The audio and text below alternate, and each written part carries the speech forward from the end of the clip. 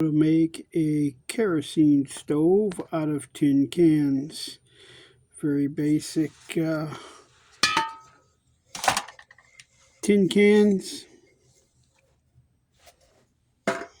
Puncture some holes in the smaller one. Puncture some holes in the bigger one, but not the bottom. Keep that solid. Fill it up with some kerosene about halfway. This one goes inside. Pull your wicks through your holes.